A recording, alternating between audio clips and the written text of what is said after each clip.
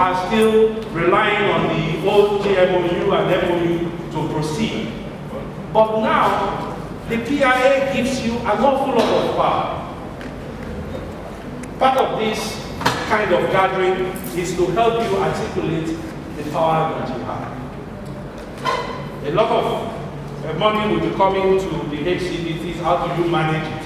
How do you draw up the matrix to really work with it? Again, that is part of the discussions that we'll be having with you.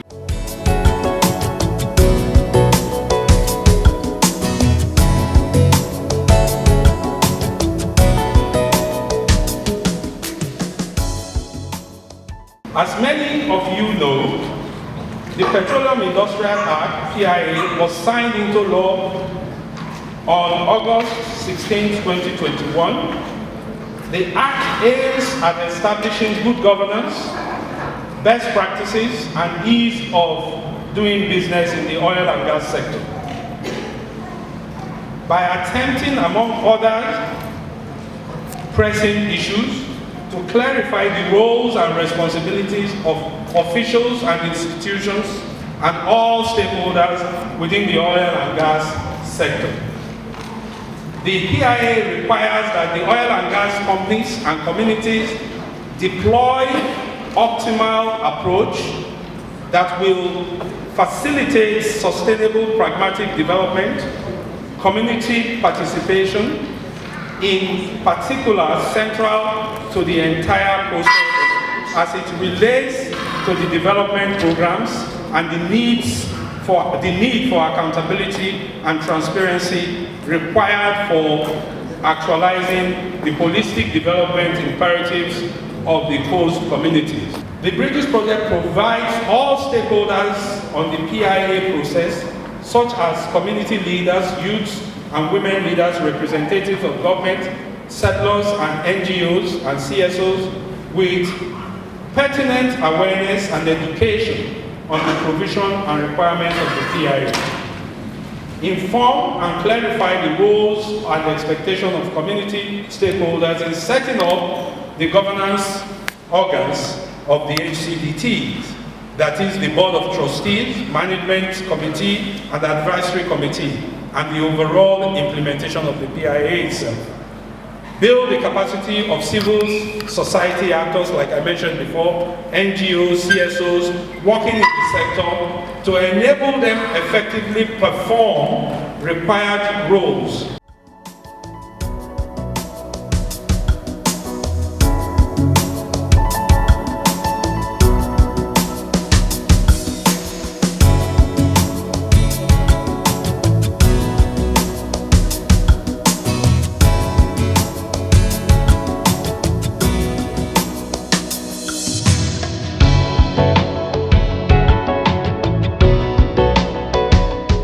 My name is Tobele Joy from Uwie LGA, Jakpa community to be precise.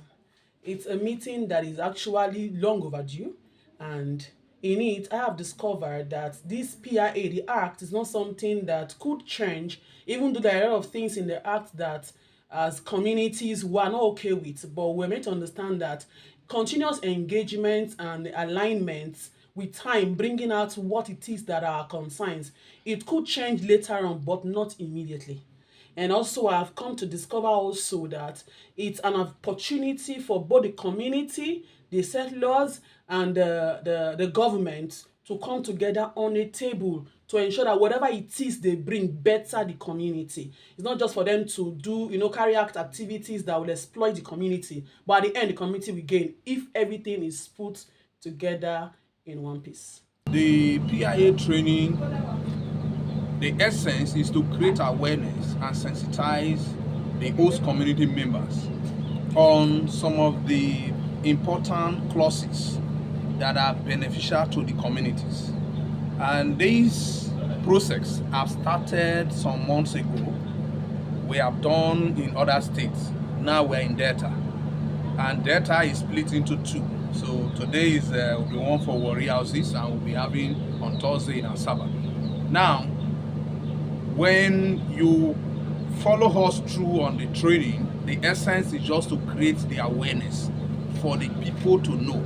Now, when you look at the PIA, it's shared into two responsibility, where the communities has a responsibility, the settler, referring to the companies, also has a responsibility.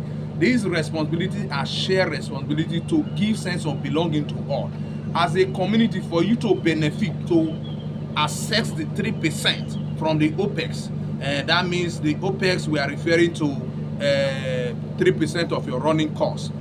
For you to benefit from it, as a community, there are some responsibilities, some activities you must do by protecting facility within your areas.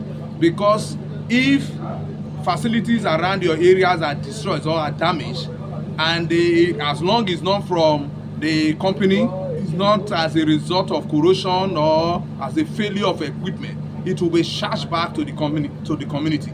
And that means that the community will lose huge part or huge sum of money from their 3%. So the community is giving some level of responsibility to protect facilities operating or facility within their area.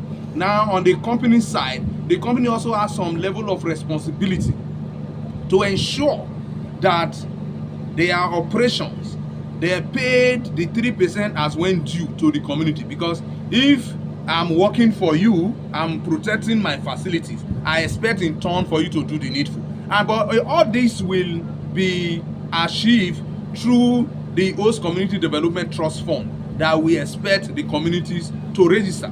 Because you must register that at the Corporate Affairs Commission. Thereafter, you have that board members, the board of trustee members, which need to be formed by odd numbers. Then you can now establish the management committee and advisory committee. The company will pay the 3% to that board of trustee, that organization that has been established. Now, from that amount, the 3% is also in a round figure brought to about 100%. From the 100%, 75% will be used as capital projects, which is for infrastructure and all of them. 20% will be for investment, 5% for administrative running costs of the governing structure of the PIA. So this is how the training has been run, and we believe that the participants from the communities have been well educated. And I also appreciate the communities for selecting very high personalities, high quality community representatives to participate in this program. Because like when you see the participant, it cut across the JOS, the Shekiris, the Robos. The PIA implementation supposed to have started since last year. Of course, just a year grace we're giving, that within 1 year, that means from August 2021 to August 2022, is expected that all the IOCs, all the settlers have established the PIA process in their various communities. But unfortunately, none of these IOCs have been able to do that. I can authoritatively tell you, because I'm deeply in it and I can speak as authority in it. It is only a small firm known as Petroleum Platform Petroleum Limited that is operating in Kwale houses that have been able to pay even their 3% to the board of trustees that has been established among all the IOCs in this data.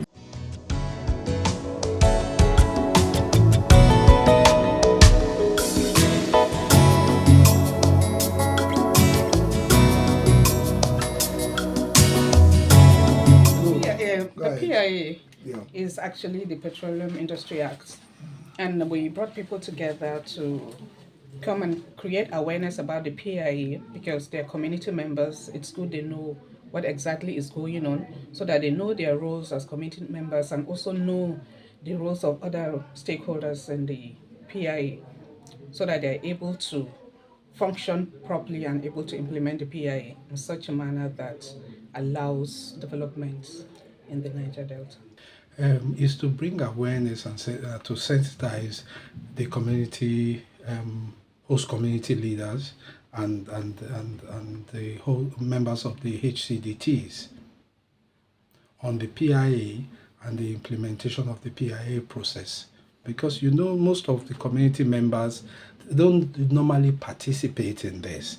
This is an act, so it's a law, and it's mainly focused on this community members. Before, they just have their leadership, and then the oil and gas companies bring in development that they feel suits them.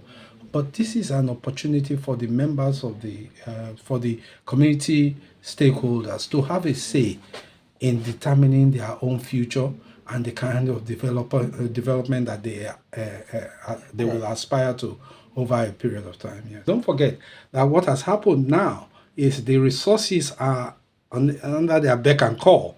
It's no longer any of those sectors that you've mentioned that is now going to say, I'm giving you this, I'm giving you that. Now it is 3% of the CapEx of the settlers that goes into the accounts to be managed by the BOT and these other committees that I've said. So the control is largely within them, with, of course, with the guidance of the regulators, that's the commission, and also the settlers to guide them along. But in terms of decision making, it's largely within the communities now.